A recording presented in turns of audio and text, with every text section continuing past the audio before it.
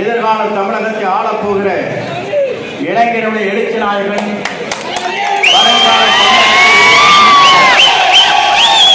விஜய் அவர்கள் இன்றைக்கு களத்தில் இறங்கியிருக்கிறார்.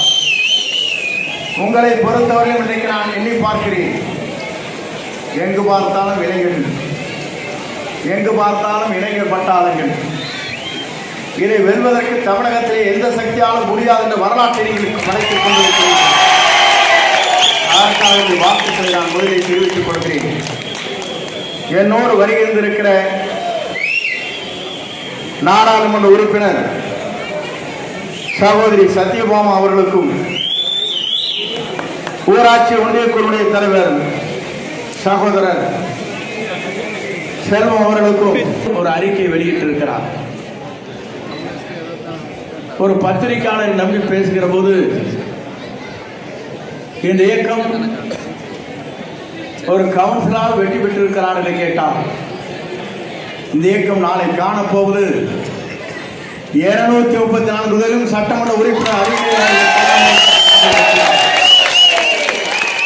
ஒரு இடத்தை கூட உங்களால் வெற்றி பெற முடியாது. இளையரசங்கள் இங்கே ஓடிக்கொண்டிருக்கிறது.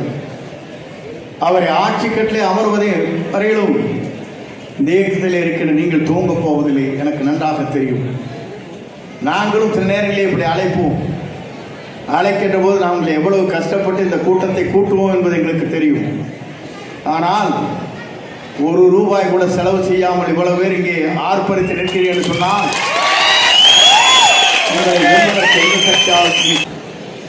இன்று 3வது தலைமுறையாக இளைஞரின் எழுச்சி நாயகனாக வருங்கால தமிழகத்தை உருவாக்கப் போகிற ஆற்றல் மிக்க சக்தியாக விஜய் வருகிறார்.